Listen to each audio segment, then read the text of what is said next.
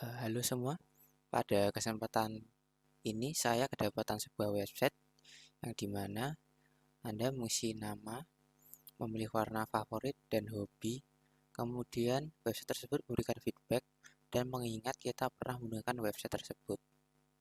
Sebelumnya, perkenalkan saya Adian Ibrahim Putra Wirahmat, Prodi Sistem Informasi Fakultas Ilmu Komputer Universitas Brawijaya, Malang.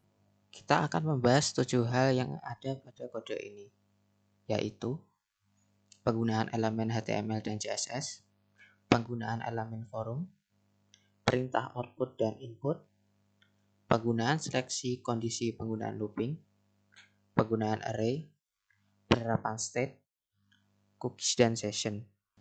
Pertama ada HTML yang digunakan untuk menstruktur halaman pada web atau fondasi dari website tersebut yang terdiri dari type, bagian head, bagian body yang merupakan isi konten utama, dan div sebagai kontainer.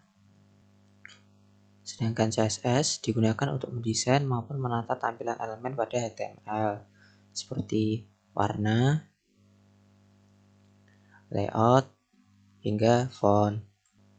Selanjutnya ada elemen form, berfungsi sebagai input atau pintu masuk data oleh pengguna. Pada kode ini, input type equal text untuk nama dan select untuk membuat dropdown, dan data yang dimasukkan akan dikirim ke server. Bagaimana data tadi diproses? Disinilah perintah input dan output berperan. PHP menangkap data yang dikirim dari form menggunakan post, kemudian diproses dan ditembakkan kembali ke pengguna dalam variabel output. Di kode ini juga terdapat seleksi kondisi if else yang mengeluarkan output berbeda tergantung input yang kita pilih, yaitu pada saat memilih warna. Jika kita merah akan output warna favoritmu berani seperti merah.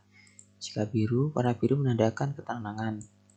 Jika warna lainnya akan menandakan pilihan warna favoritmu unik. Penggunaan perintah looping dan array di sini digunakan untuk menampilkan pilihan hobi. Daftar hobi disimpan menggunakan array, kemudian tampilkan semua isi array menggunakan looping. Dan terakhir, stage management menggunakan cookies dan session. Session adalah data yang disimpan di server untuk mengingat kita selama masih di web tersebut. Sedangkan cookie merupakan data yang disimpan di klien browser kita, fungsinya untuk menandai bahwa kita pernah berkunjung di web tersebut sebelumnya.